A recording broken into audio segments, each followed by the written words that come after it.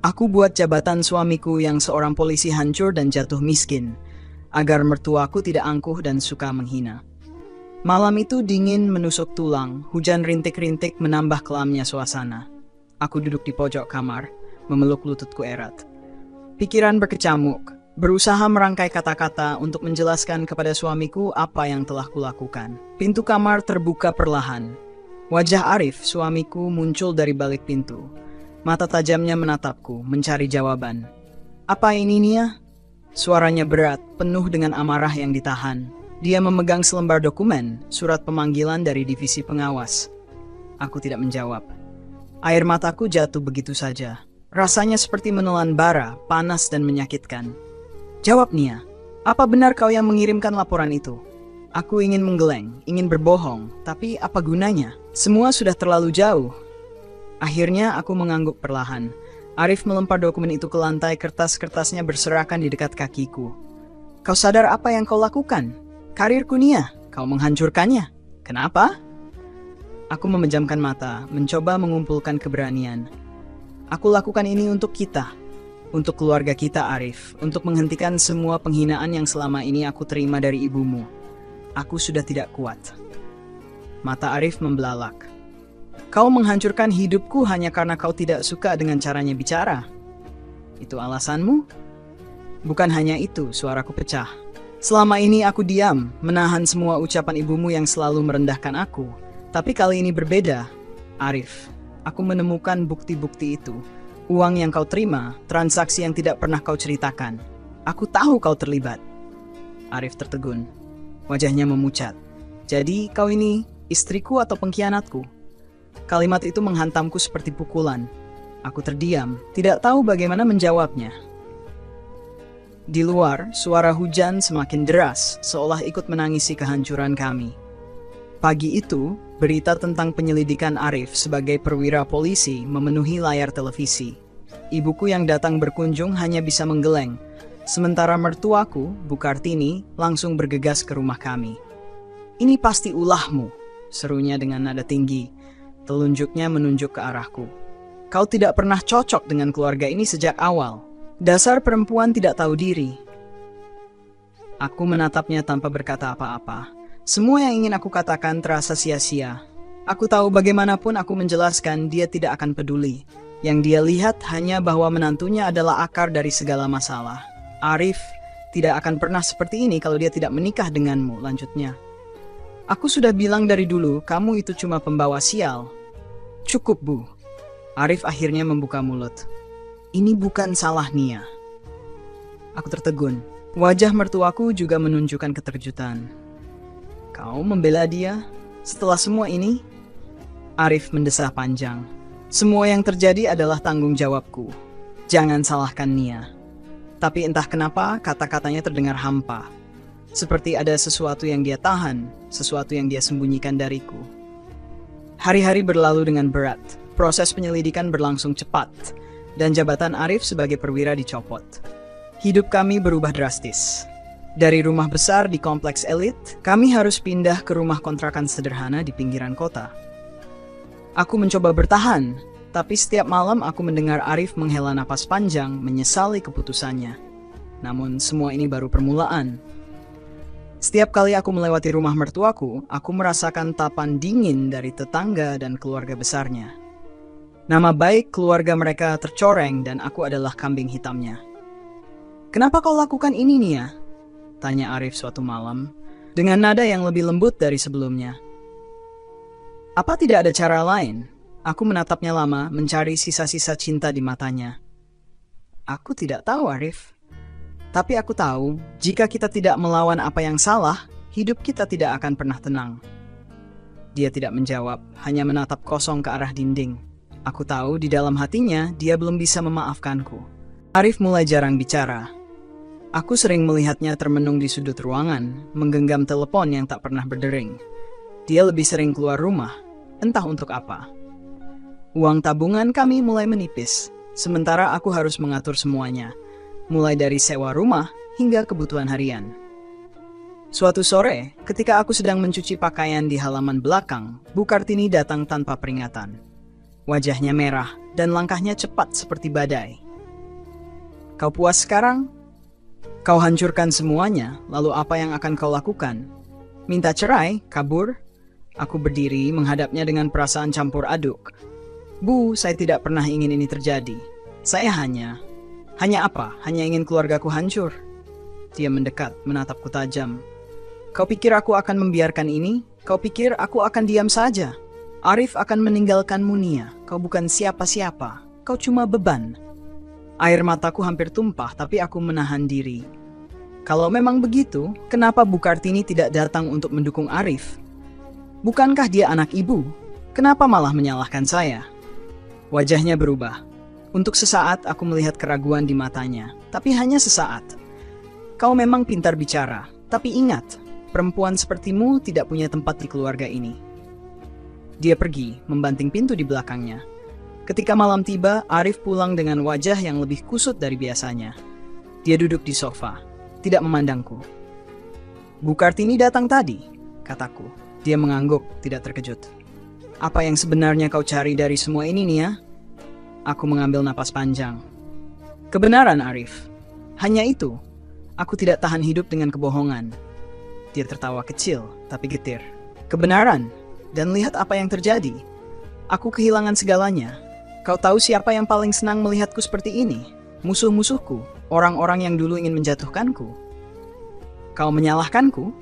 Aku tidak tahu. Dia menghela napas, menutupi wajahnya dengan tangan. Tapi aku tidak pernah membayangkan hidup kita akan seperti ini. Aku duduk di sebelahnya, mencoba menyentuh tangannya, tapi dia menyingkir. Arif, aku melakukan ini bukan karena aku membencimu. Aku melakukannya karena aku ingin kita bebas. Dia berdiri, mengambil jaketnya. Aku butuh udara. Dia pergi, meninggalkanku sendirian di ruang tamu yang dingin. Beberapa minggu kemudian, berita lain mulai bermunculan. Kali ini menyebutkan bahwa ada nama-nama lain yang terlibat dalam kasus yang menyeret Arif. Salah satunya adalah Bu Kartini. Aku duduk di depan televisi, tidak percaya dengan apa yang kudengar. Telepon berdering. Itu dari Arif. Kau lihat berita itu? Ya. Apa artinya ini, Arif? Dia terdiam sejenak. Artinya, semuanya sudah lebih rumit dari yang kita duga. Aku akan pulang malam ini. Kita harus bicara. Aku menutup telepon dengan tangan gemetar. Ada sesuatu yang lebih besar dari semua ini. Malam itu, Arif pulang dengan wajah lelah, tapi sorot matanya berbeda. Ada kemarahan yang dia sembunyikan, atau mungkin keraguan yang terus menggerogoti hatinya. Dia duduk di kursi makan, menatapku tanpa berkata apa-apa. Apa maksud berita tadi? Tanyaku, mencoba memecah keheningan. Dia mendesah, melepaskan dasinya yang sudah longgar. Ibu mungkin terlibat. Aku tidak tahu seberapa jauh, tapi ini jelas bukan kebetulan. Jantungku berdegup kencang. Kau tahu sesuatu, Arif? Dia menatapku lama seperti mencari sesuatu di mataku. Kau benar tentang banyak hal, Nia, tapi ada hal yang tidak kau ketahui. Apa maksudmu? Ibu, dia punya koneksi dengan beberapa pihak, orang-orang yang selama ini kita anggap tidak mungkin disentuh. Aku tahu dia sering menggunakan pengaruhku untuk kepentingan mereka. Aku terdiam, mencoba mencerna kata-katanya. Dan kau membiarkannya? Apa yang bisa aku lakukan? Dia ibuku, Nia. Kau tahu betapa sulitnya menolak dia. Tidak cukup sulit untuk membiarkan aku dihina setiap hari, ujarku tajam. Ini bukan saatnya membahas itu, balasnya, suaranya mulai meninggi. Kita harus fokus pada masalah ini. Masalah ini, Arif, adalah hasil dari semua kebohongan yang kau biarkan terjadi. Jangan mencoba mengalihkan kesalahanmu padaku atau siapapun. Dia berdiri, membanting kursi ke belakang. Aku tidak mengalihkan apa-apa. Aku hanya berusaha bertahan di tengah semua ini. Dan kau pikir aku tidak bertahan? Kau pikir aku tidak pernah berjuang? Aku yang menerima semua hinaan dari ibumu, semua cemoohan karena aku dianggap tidak pantas untukmu. Arif menatapku, matanya merah. Kalau kau tidak puas, kenapa kau tidak pergi saja? Kenapa tetap di sini? Kata-katanya menusukku lebih dari apapun. Air mataku mengalir deras, tapi aku tidak ingin dia melihatku lemah. Karena aku mencintaimu, bodoh. Karena aku ingin kita keluar dari semua ini bersama. Dia terdiam, terlihat terkejut. Tapi sebelum dia bisa berkata apa-apa, ponselnya berdering. Dia mengangkatnya dengan suara pelan. Ya Pak, saya segera ke sana. Dia menutup telepon dan menatapku. Aku harus pergi. Ada panggilan mendadak. Arif, jangan pergi sekarang. Kita belum selesai. Aku tidak punya pilihan, jawabnya sambil mengambil jaketnya. Ini tentang ibu. Aku tidak tahu harus berkata apa. Dia pergi meninggalkan aku dengan 1000 pertanyaan yang terus menggantung di udara. Keesokan harinya, sebuah mobil hitam berhenti di depan rumah kontrakan kami.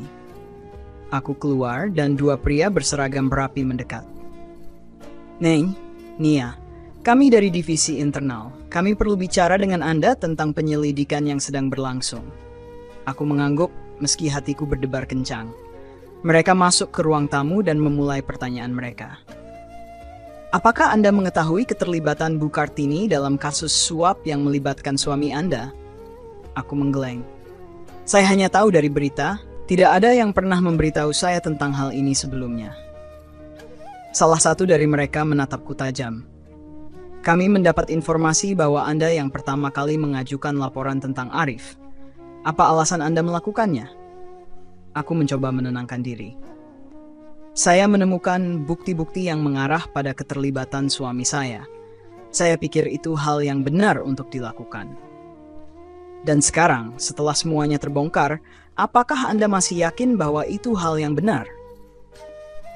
Pertanyaan itu membuatku terdiam. Aku tidak tahu harus menjawab apa. Tiba-tiba pintu terbuka dan Arif masuk. Wajahnya penuh amarah. Apa yang kalian lakukan di sini? Kami hanya mengumpulkan informasi, Pak Arif, jawab salah satu pria itu. Keluar, perintahnya dingin. Kalian tidak punya hak untuk menginterogasi istri saya di rumah saya. Pria-pria itu berdiri, mengangguk singkat, lalu pergi. Ketika mereka sudah tidak ada, Arif menatapku dengan tatapan yang tidak pernah kulihat sebelumnya. Apalagi yang kau katakan pada mereka, Nia? Arif, aku tidak.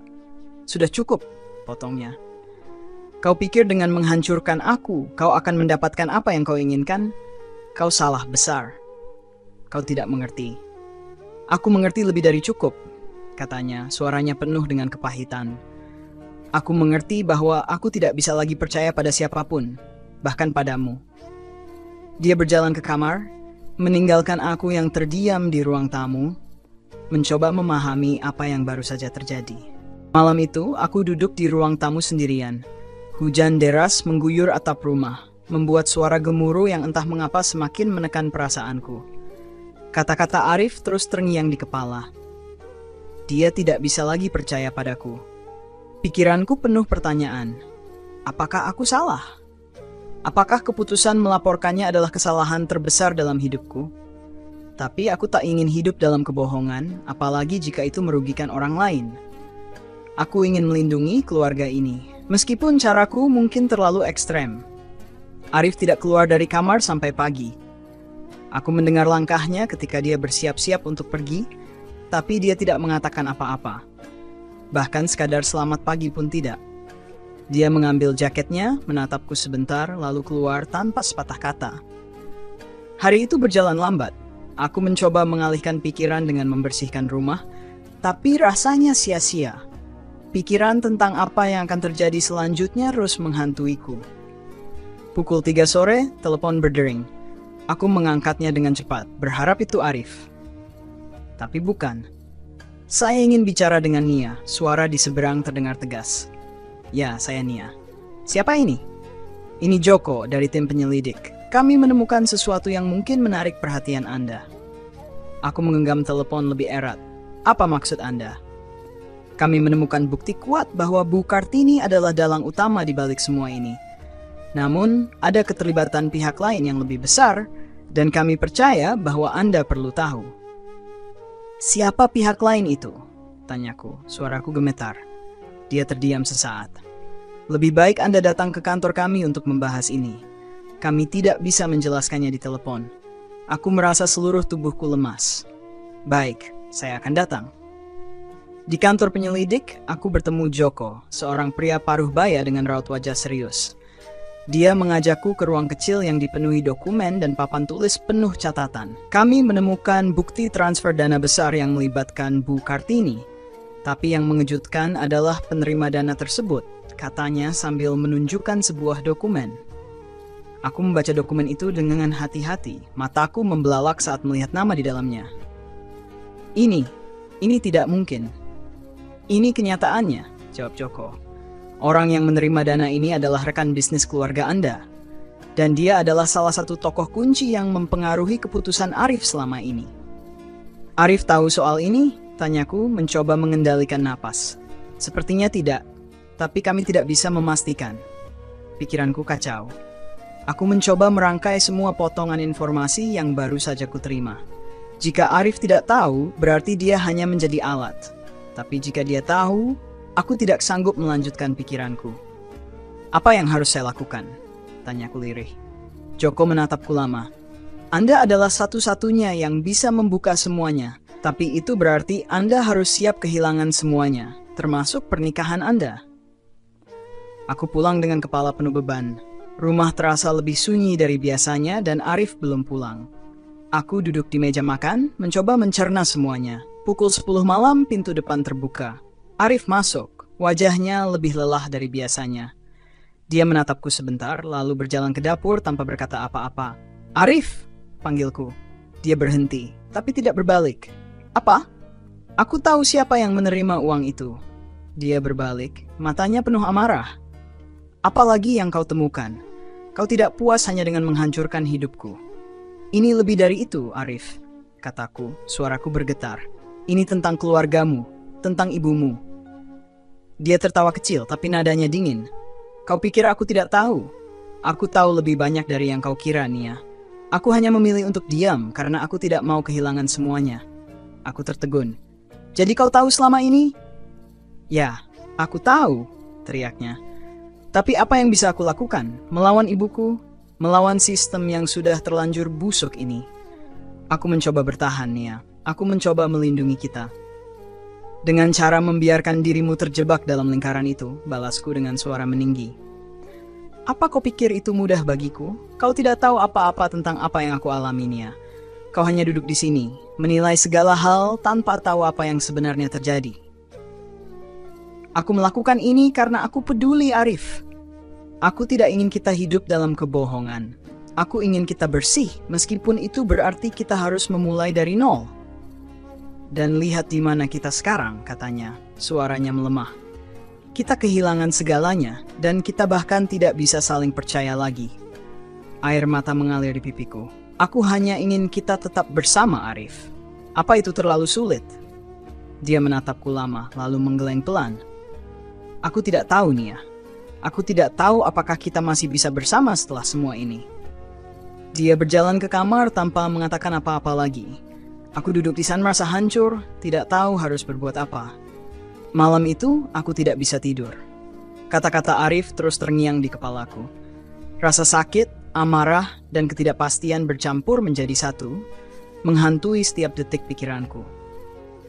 Aku tahu bahwa keputusan yang kuambil telah menghancurkan banyak hal, tetapi aku tidak pernah membayangkan akan sejauh ini.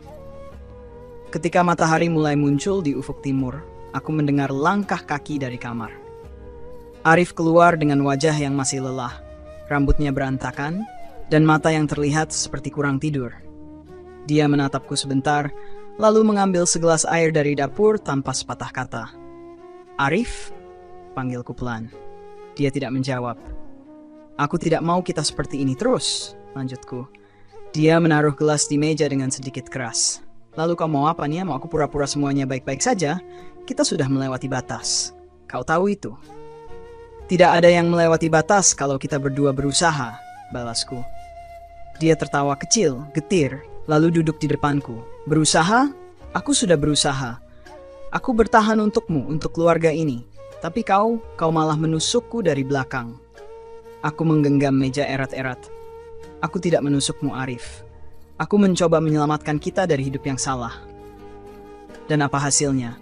Kita kehilangan segalanya, Nia. Rumah kita, pekerjaanku, nama baik keluargaku. Bahkan ibu, entah apa yang akan terjadi padanya. Kau puas sekarang? Aku ingin membalasnya, tapi tidak bisa. Dia benar. Aku merasa seperti berada di jurang, tidak tahu bagaimana harus kembali ke atas. Hari itu, aku memutuskan untuk pergi ke rumah Bu Kartini. Ini mungkin keputusan yang buruk, tetapi aku tidak punya pilihan lain. Aku harus bicara dengannya, harus mencari tahu apa yang sebenarnya terjadi. Ketika aku sampai di sana, suasana rumah besar itu berbeda. Pintu utama terbuka sedikit dan tidak ada suara sama sekali dari dalam. Aku masuk perlahan memanggil namanya. Bu Kartini? Tidak ada jawaban. Aku melangkah lebih jauh ke dalam dan akhirnya menemukannya duduk di sofa ruang tamu. Wajahnya pucat, matanya sembab seperti habis menangis. Kau datang untuk apa lagi, Nia? Tanyanya dengan suara lemah. Aku ingin bicara, Bu. Ini penting. Dia tertawa kecil, lalu menggeleng. Semua ini terjadi karena kau tahu. Kalau saja kau tidak ikut campur. Aku mencoba menahan amarah. Bu, ini bukan hanya tentang saya. Ini tentang kita semua. Saya tahu ada sesuatu yang lebih besar di balik semua ini. Dan saya tahu ibu terlibat. Dia menatapku dengan mata merah. Apa yang kau tahu? Kau hanya seorang perempuan yang tidak pernah dianggap apa-apa. Kau pikir kau bisa mengerti apa yang sebenarnya terjadi? Aku mendekatinya, mencoba berbicara lebih lembut. Saya tahu ibu mencintai Arif. Dan saya tahu ibu melakukan semua ini untuk dia. Atau mungkin untuk keluarga. Tapi apa yang terjadi sekarang tidak bisa diselesaikan dengan saling menyalahkan. Dia terdiam, menatapku lama. Lalu untuk pertama kalinya aku melihat air mata mengalir di pipinya. Aku tidak pernah ingin ini terjadinya. Aku hanya ingin menjaga nama baik keluarga ini, tapi semuanya sudah lepas kendali. Apa maksud ibu? Tanyaku pelan. Ibu terpaksa, katanya dengan suara bergetar. Orang-orang itu, mereka mengancam. Kalau aku tidak ikut dalam permainan mereka, mereka akan menghancurkan semuanya. Mereka akan membuat Arif terlihat seperti penjahat besar. Jantungku berdegup kencang. Siapa mereka? Dia menggeleng. Aku tidak bisa memberitahumu. Kalau aku melakukannya, mereka akan. Aku meraih tangannya, mencoba meyakinkannya. Ibu harus memberitahu saya. Ini satu-satunya cara untuk menyelamatkan Arif. Dia menatapku lama, lalu akhirnya berkata dengan suara yang hampir tak terdengar, orang-orang itu bukan hanya sekadar mafia biasa. Mereka punya kekuasaan, punya pengaruh. Bahkan hukum tidak bisa menyentuh mereka. Aku merasa seperti ditampar. Apa yang sedang kami hadapi jauh lebih besar dari yang kukira. Ketika aku pulang, Arif sudah menungguku di depan rumah. Wajahnya penuh dengan kemarahan. Kau pergi ke rumah ibu? Tanyanya dengan nada tajam. Iya, aku harus bicara dengannya, jawabku jujur. Apa yang kau katakan padanya? Aku hanya mencoba mencari tahu apa yang sebenarnya terjadi, Arif. Kita tidak bisa terus-terusan seperti ini. Dia menggeleng, lalu tertawa kecil. Kau pikir kau bisa menyelesaikan semuanya? Kau bahkan tidak tahu separuh dari apa yang sebenarnya terjadi. Kalau begitu, beritahu aku, seruku, tak bisa lagi menahan emosiku. Aku sudah cukup menderita karena semua ini, Arif. Kalau kau masih peduli sedikit saja padaku, ceritakan yang sebenarnya. Dia terdiam lama, menatapku dengan mata yang penuh dengan kebimbangan. Lalu, untuk pertama kalinya, dia mulai bicara. Aku terjebak, Nia. Aku tidak tahu bagaimana caranya keluar. Mereka memanfaatkan aku, ibu, bahkan semua orang di sekitar kita. Aku mencoba melawan, tapi setiap kali aku melakukannya, mereka semakin menghancurkan aku. Siapa mereka, Arif? Siapa orang-orang ini? Dia menarik napas panjang, lalu berkata dengan suara berat. Orang-orang di atas. Mereka yang tidak bisa disentuh. Mereka yang bahkan hukum pun tunduk pada mereka. Aku merasa tubuhku gemetar. Malam itu, setelah Arif mengungkapkan kebenaran, aku hanya bisa duduk terdiam. Kata-katanya terus terngiang di kepalaku. Orang-orang di atas. Mereka yang tidak bisa disentuh. Dia mencoba melawan, tetapi malah menjadi korban dari kekuasaan yang tak terlihat. Aku merasa kecil. Semua perjuanganku, semua keputusan yang kubuat ternyata tidak cukup untuk menyelesaikan masalah ini. Malah, aku memperburuk keadaan. Aku merasa bersalah, tidak hanya pada Arif, tetapi juga pada diriku sendiri. Aku telah menyalakan api yang aku sendiri tidak bisa padamkan. Ketika malam semakin larut, Arif duduk di sampingku. Wajahnya yang biasanya keras kini terlihat lembut tapi penuh luka.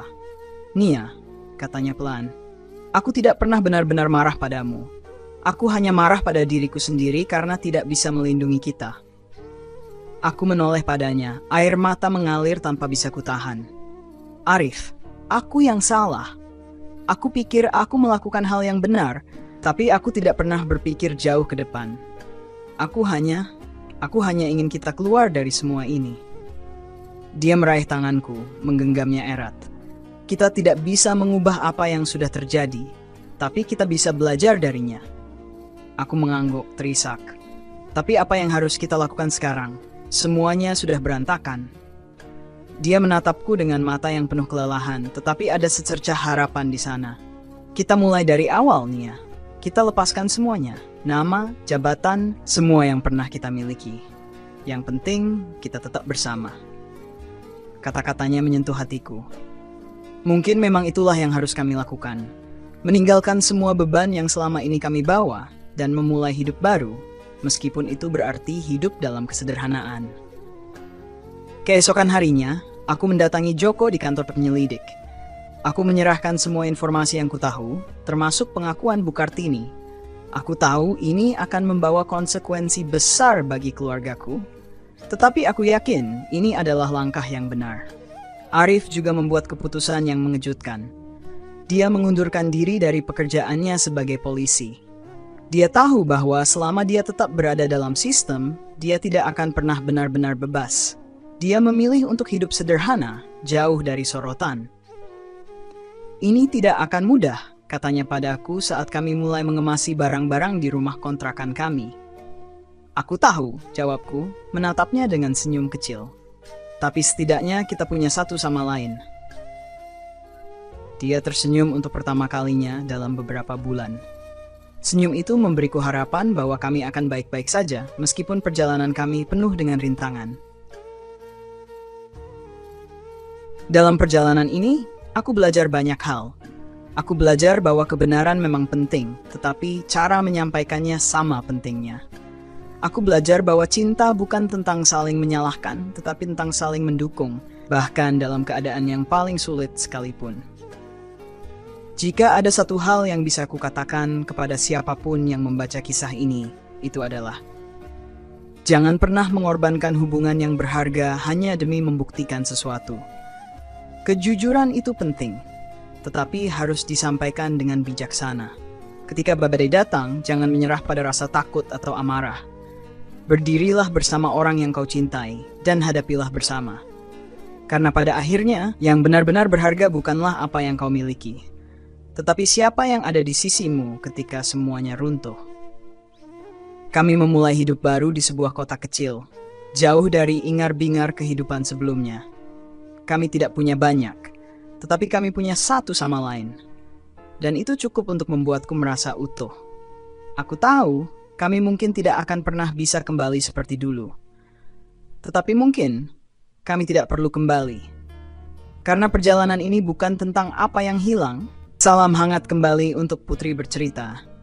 Semoga cerita-cerita yang dibagikan di sana selalu bisa menginspirasi, menyentuh hati, dan membawa pelajaran berharga bagi para pendengar dan pembaca. Teruslah berkarya dan menyampaikan kisah yang penuh makna.